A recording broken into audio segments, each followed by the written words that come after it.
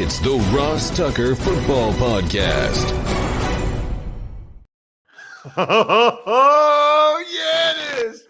But it's not just any Ross Tucker Football Podcast. I would never do that to you guys.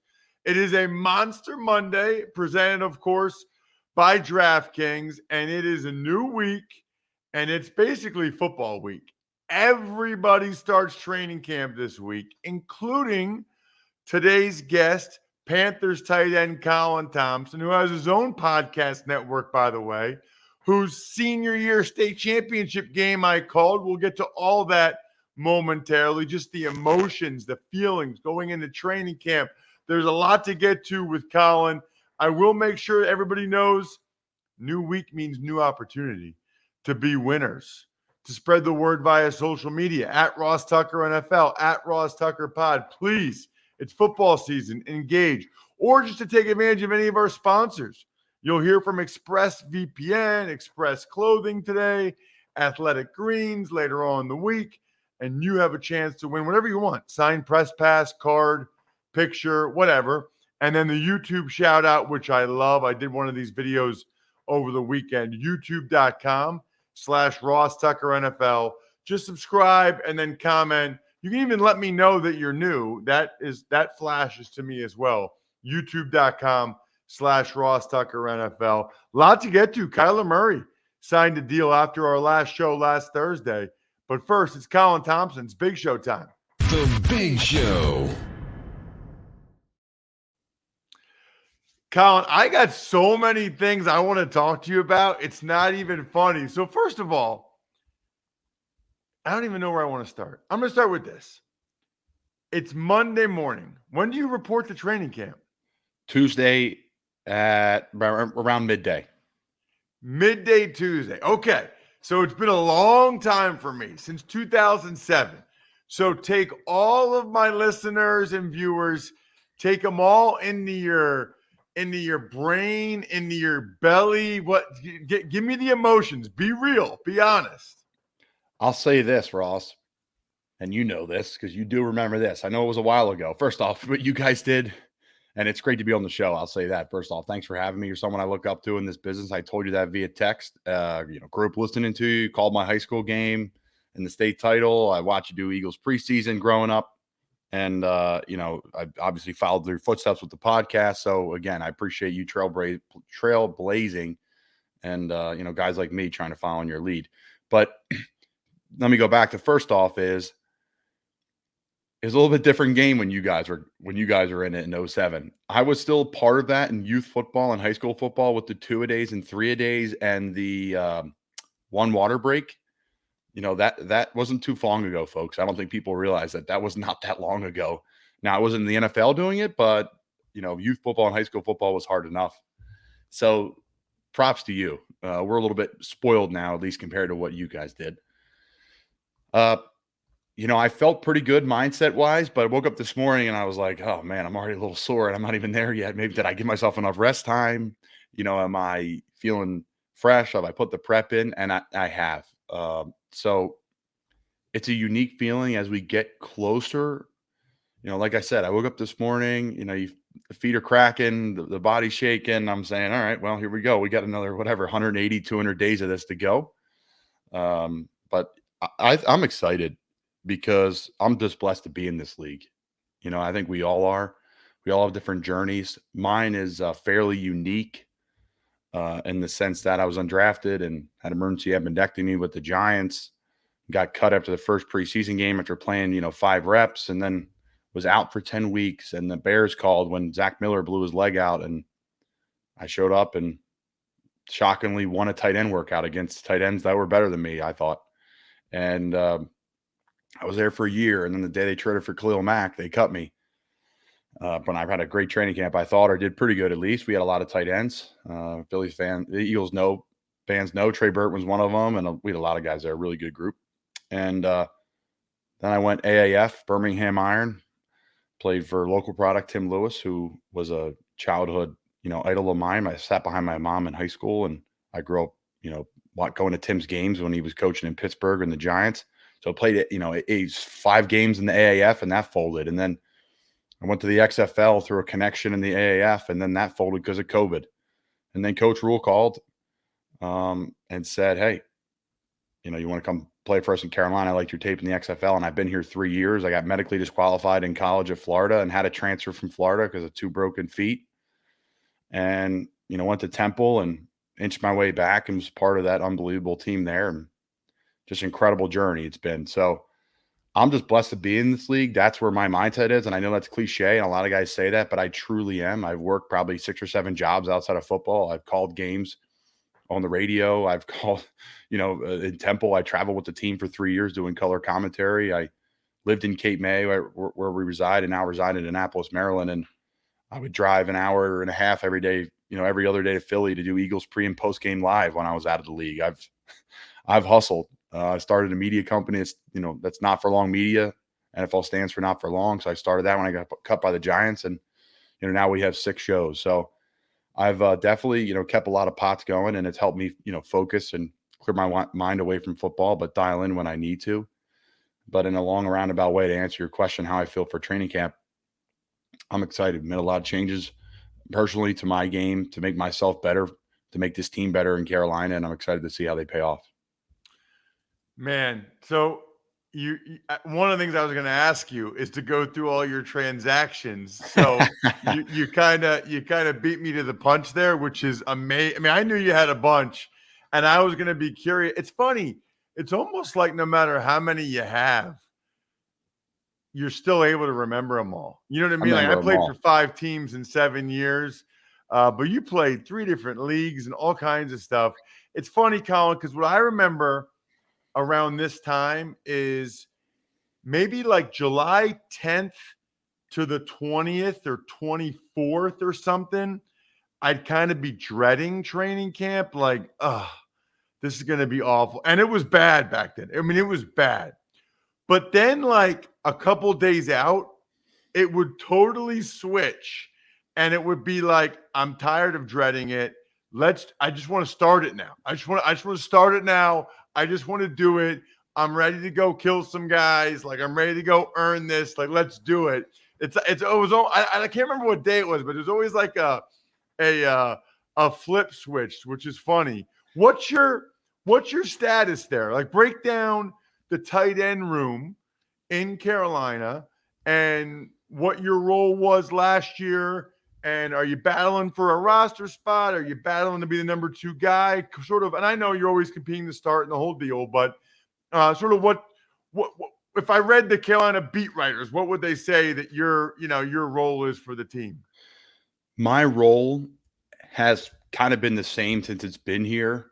It's a backup for all the tight ends. So whether I'm backing up the starting Y, which is Ian Thomas, who is an absolute stud and is probably the best tight end in the NFL that no one knows absolutely about. He's pound for pound one of the best blocking tight ends in the NFL. He's from Baltimore, Maryland. Absolutely toughest dude I've ever played with. Awesome guy. Played at Nassau. Where he played Nassau. What's it called? JUCO. And then he went to Indiana and then was drafted here and sat behind Greg for a couple of years. And he's just got a second contract. And as an absolute stud, he's our starting Y. Tommy Tremble's our starting F, who went to Notre Dame, got drafted at 20 years old. 2 years into a year in the league now, he's 22. Young, physical, freak of nature athlete, strong as an ox, great guy, great teammate. And then I probably come in, I slot somewhere right behind them with Gio Ricci, our fullback, Stephon Sullivan, who's a wide receiver, DN converted to tight end. We kind of all fit into that role. And then we have some new tight ends as well, some undrafted guys that are great guys and great players. So I would say somewhere in that role there of the 3rd, 4th guy. I always joke. I said, some days I'm the first guy, I'm 1, or some plays I'm 1, and then some plays I'm 6. So, it just depends whether we're in a 2-minute drill, I'm holding a clipboard on the sideline, or is it, first and goal and I'm running, split belly, then I'm in. So it just depends, kind of what we're doing, how we're approaching things, and, what we're trying to run. So, gosh, I got a lot of questions for you, man. All right. So I want to take a step back. So I mentioned this right at the start. Okay. Colin went to Archbishop Wood, which is a powerhouse school outside of Philadelphia. And I called his state championship game his senior year. What was that, Colin? Like 2011 or 12? 2011 state championship. Yep. Okay. So I did the state championship games for 10 years. Colin's team might have been the best high school football team I've ever seen. I mean, they played Bishop McDevitt, who had some really good players, and the year before had been in the state championship game, and they slaughtered them. You know what I remember about the game is I played with Vrabel in New England.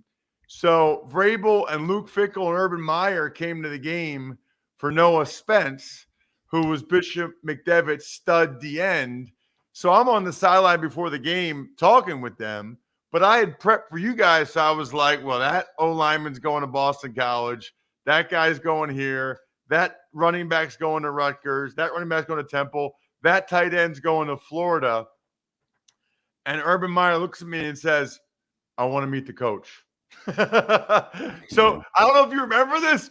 Literally, like before the state championship football game, Urban Meyer's in Hershey, Pennsylvania, Hershey Park Stadium. He walks right across midfield, goes up to Steve Devlin, and Devlin's like, "What's the head coach, Roger Woods? Like, what's going on?" Urban Meyer's like, "Hey, coach, I just wanted to meet you." Do you remember that? I do, and I know Coach Devlin remembers it fondly as well, because Coach used to go to the Tebow, camps back in the day. Not the Tebow camps, the Urban Meyer camps, because Dan Mullen is a recruiter, coach at Del Val. I think he coached at Del Val. I know he coached, what is it, D3, Niner Sinus, whatever it is. I forget. It slipped my mind. I got to get my PA small school football knowledge back up. But I know the answer. It just slipped my mind now. But they used to go to Florida, so they knew Urban from afar. And I know Coach Devlin, that was a proud moment for him. So, yeah, that was unique, man. That game, 52-0, largest margin of victory in Pennsylvania high school state history. I think we really shot ourselves in the foot early in the year. We lost on ESPN by 1 point to Pittsburgh Central Catholic. We went out to Pittsburgh, took the bus ride. We had a lot of guys playing that were not playing for us later in the year. I'll say that, or at least week 2. And we went out there, and a controversial lightning delay as we're going to just absolutely driving down the field. There has been lightning in the distance all day. They called it. And I was a long snapper, snap hole kick, ball went right over the uprights, and it was a controversial field goal, not field goal, and we lost. So we ended up losing by 1, and then mercy ruling our last 13 or 14 opponents there, and finished the year, I don't know what we were, 13 or 14-1. Beat Bishop McDevitt, had 3,000-yard running backs. Just a sneak peek at our offense, folks. I was the number 1 tight end in the country. I had 13 catches. Most guys have, 80. So all the guys behind me on the list had 80. So I was just blocking, my ass off, and kind of still doing my role. Things haven't changed much. And it was unbelievable. We talk about emotions and emotional. That was really cool. We were really, truly guys like living in the moment. I remember telling people in high school, like, I'm not getting a school ring. We're not getting school rings. We're going to win a state championship. It sounds corny. It sounds like, a Texas high school football thing, but that's where we were. That was our mindset with it. It was ran like a college program between Steve Devlin and Mike Carey, Joe Holman, who all came over from the Central Bucks West days. They were with Pettin Sr., RIP, and Pettin Jr., and that whole staff. They all disbanded, and Mike Carey was still living in the area and, owns the New Britain Inn and the Candlewick and all these restaurants in Doylestown, Pennsylvania, where I'm from. He came to West and changed the whole atmosphere. He came to Wood, changed the whole atmosphere.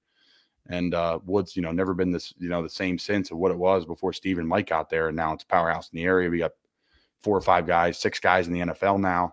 And it's been quite a journey from that school. I'm fortunate to still be involved with the school and be on the board of the school. And we're trying to do a lot of great things there and make, have the school take the next step to compete with all the other schools in the area. So, yeah, man, quite the journey. Urban Meyer said it's the best high school football team he's ever seen, and that's very nice of him, but he's definitely seen some better teams with Rainey and the 2 Pouncey brothers and all those guys in Florida. But, yeah, man, we were loaded, and it's a shame we lost that first game, because if not, I think we probably wouldn't have finished inside the top 10 nationally. I think we finished, somewhere 19 to 20, somewhere in that range.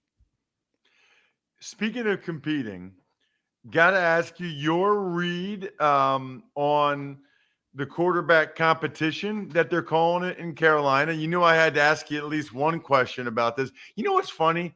In all sincerity, like Panthers fans, people like that's the biggest topic, right? Baker Mayfield, Sam Darnold. So I am usually more interested in like your life, your career, learning about someone. I mean, do you know how many, just off the top of your head, do you know how many transactions you've had? Do you ever count them up? I have no idea. Well, let's see. Well, I mean, I had a transaction last year when my face is in the massage table and I'm getting my ass kicked by our masseuse. Like, not the fun masseuse, folks. Like, everyone you say masseuse, everyone's like, oh, that's nice. I'm like, no, it's horrible. It's 2 hours of pain. And my phone rings. And I usually have it on Do Not Disturb when I'm in the massage chair, just trying to relax as much as I can. And I got cut week 14 after I just played the day before. And you're like, what? I'm getting cut? What do you mean? Yep. And they're like, hey, we're going to sign you back to the practice squad. We hope you clear waivers. I almost didn't. And I almost was in like 4 or 5 different places that, went on to do a lot of things in the playoffs, and that would have been cool. But I wanted to be in Carolina. I really want to be here, but I digress. That was one that I would have forgot. That's because I stayed on the team, so I completely forgot about that one. But that just happens like casually in the NFL. You just get cut and take it. Yeah, you're just getting a massage and you get cut week 14. You played the day before. So tell me about probably 10 though, Ross. Probably 10. I don't know, maybe more than that. At least if you consider practice squad up and down, and you consider the other leagues. I mean, I would say 20. I would say 20 times. It's a lot, man. All the workouts I was looking too. at it, and I was going to see if you knew all of them. All the but anyway, workouts, give me your.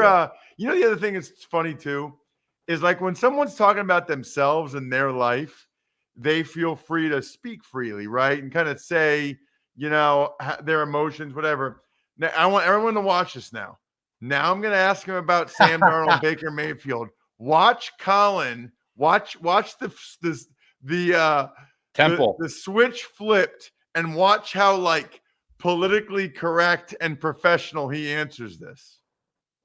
It's a great question, Ross. 2 great guys competing for a job. I'm going to sound like a hockey player. 2 great guys working hard, getting in the corners, grinding. No, so I'm going to give you the most honest answer I could physically give.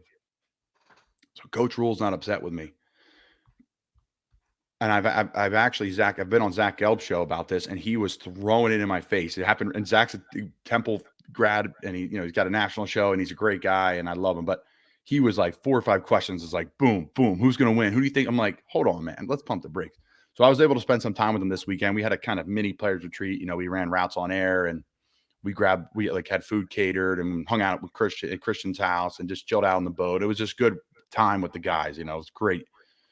And I think the funny part is like Baker and Sam are friends. They've known each other for a while. They were the top quarterbacks coming out in the same draft. So that's going to be a whole funny thing because the media down here, we're going to go from not that many people at practice to 30, 40 reporters. We're going to look like the Giants now, and they'll be all at practice, stirring the pot.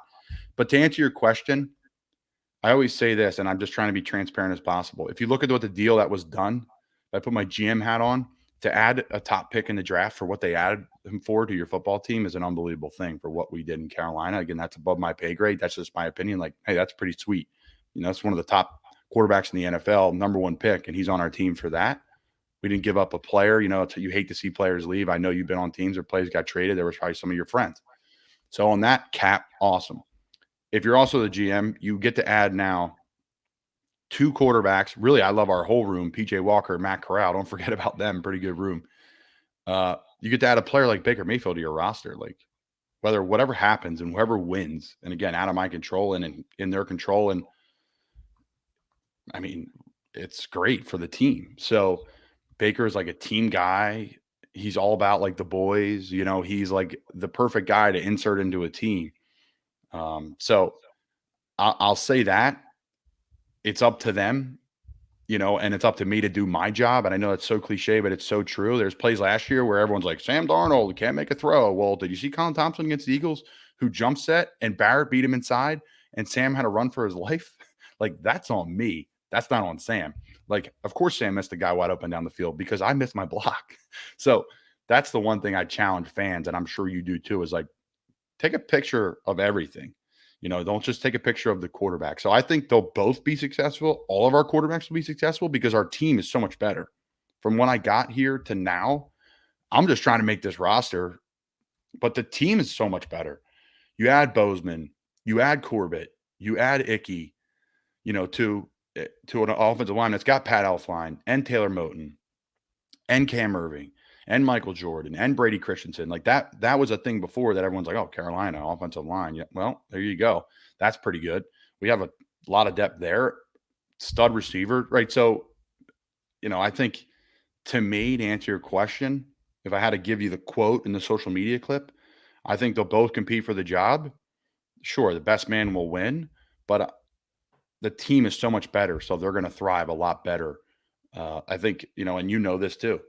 How many guys on the planet, maybe 3 or 4, can function with, a team that's not, ready to take that next step? Like coming to a team and like, all right, this quarterback joins a team that can win a Super Bowl. I think that's like 3 people on the planet, literally the entire earth. So the team's a lot better, and I think they're going to, we'll allow them to be more comfortable and play better.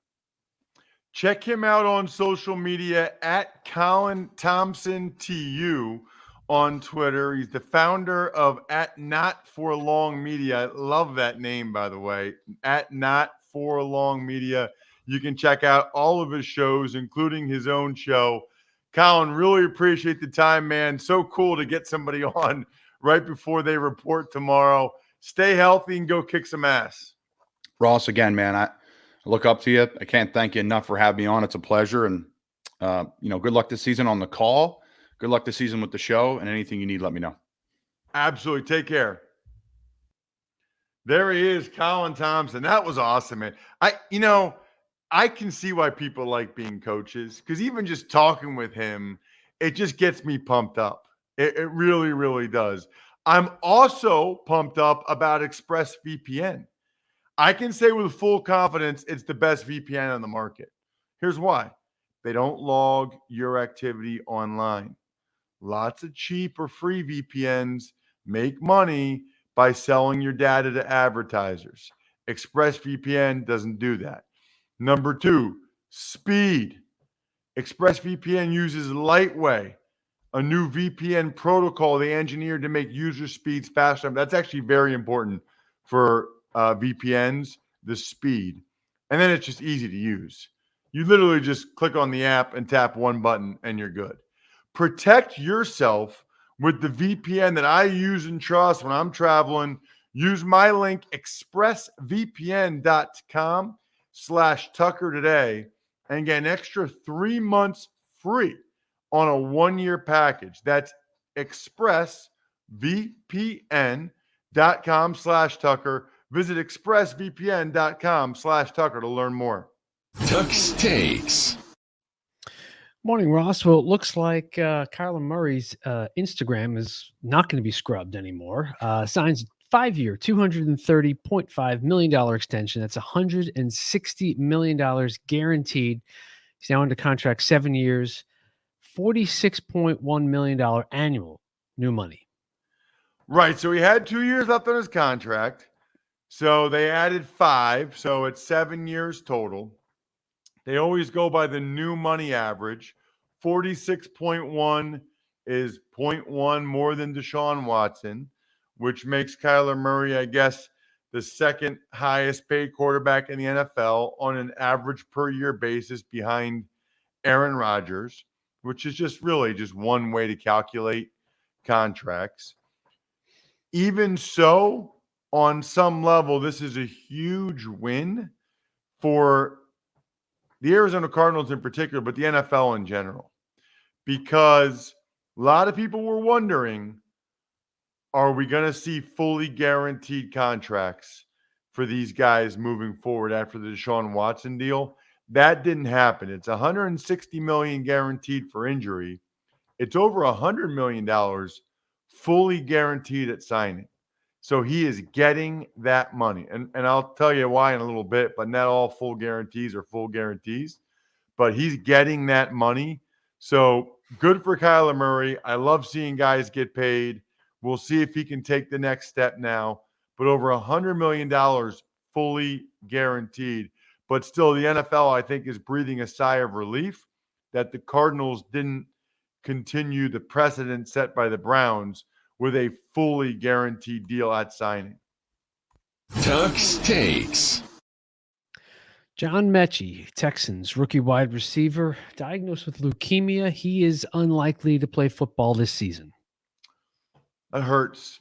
Really hurts. We might have Dr. Chow on soon over the next couple of weeks. Obviously, he's an orthopedic surgeon, but I saw where he tweeted that football might have saved John Mechie's life, just in the sense that he had some injury, and as a result of the injury, was getting a lot of scans, a lot of whatever, and I think that's how they caught this. So obviously, best wishes to John in his recovery. So kudos to the NFL, I guess, to the Texans for noticing it. And yeah, I think football is probably low on his priorities right now. Does not help the Texans. Obviously, they were really hoping that he would be a productive player for them this year, but he has, as the expression goes, bigger fish to fry. Ducks takes. The Jags cut E.J. Perry, who had $230,000 guaranteed with hamstring injury during training camp.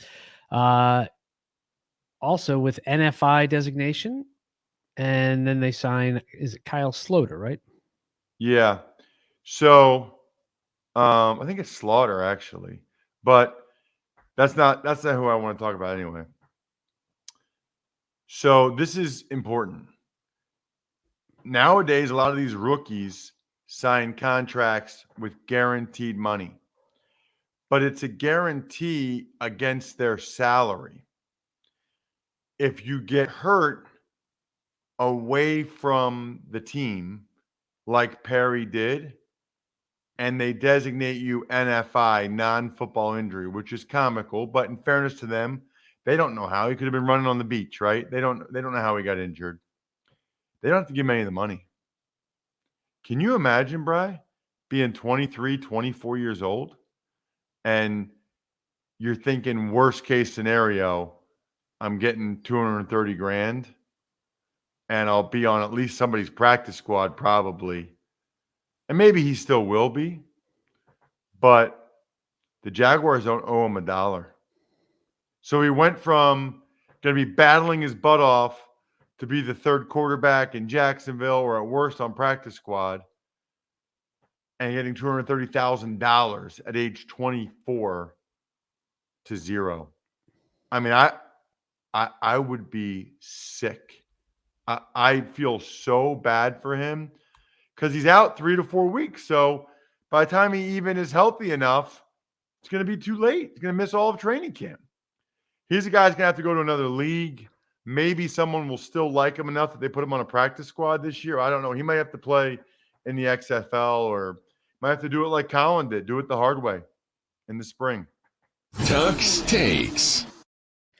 Every NFL team has an alternate helmet, seemingly. Most of them are black, with a number of them, including the Cardinals that were announced over the weekend, although the Bears announced one over the weekend as well that is orange. Cardinals black helmet looks sweet. I'm excited to see that on their red jerseys. The Bears uniform, not so much. I'm an orange fan as a Princeton grad. I like orange, but their orange, it seemed like a weird tint of orange, actually. Was not very well received on social media, which is such a bummer, right? Because if you're the Bears, that's a big reason, part of your reason for doing it is you want the buzz, you want people to buy it. Oh, I love it. It didn't really seem like that was the case.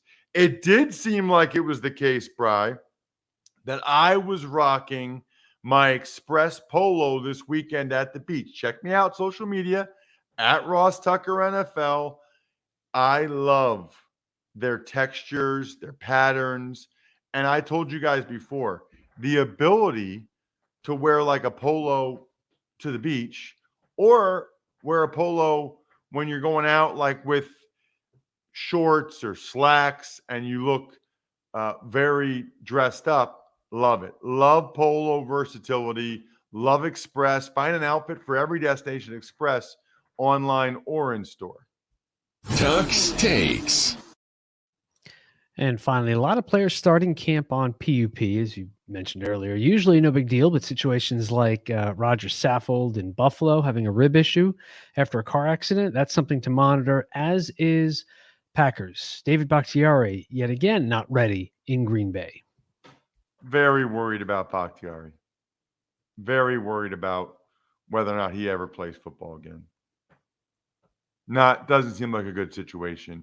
And yes, I started a year on PUP once. Guys come off PUP all the time, but there are surprise PUPs. Like, well, I guess Saffold was an NFI because he broke a couple ribs, I think, in a car accident. So I don't know how long he'll be out. I'm sure he'll be ready for the start of the regular season, which is all that matters. But he's a new player on a new team that I'm sure they wanted to get as many reps as possible. Shout outs are always in order for Pizza Boy Brewing, Sporticulture, HumanHeadNYC.com, SteakhouseSports.com, Go-Bengals.com, Evergreen Economics. If you're a five for fiver, they always say in Philly, I'm a Philly 4 for 4, right? So Sixers, Phillies, Flyers, Eagles. If you're a RT Media 5 for 5, you listen to all 5 shows. College Draft will be tomorrow with Emory. He's got some other stuff going today. So we will do the Big Ten top 10 prospects tomorrow with Emory on the College Draft podcast. We have an awesome even money scheduled for you tomorrow with a stud guest who just won a huge contest or got 5th, which is winning $114,000 last season on even money. And then Joe Dolan, we're going to continue with Tears of Dolan. Should be a fun week. Glad to have you guys aboard. We're just about there. I mean, Colin will report tomorrow. I think everybody reports tomorrow. It's go time. I think we're done here. Thanks for listening to the Ross Tucker Football Podcast. Make sure to also subscribe to the Fantasy Feast, Even Money, Business of Sports, and College Draft. All available at Apple Podcasts, rosstucker.com, or wherever podcasts can be found.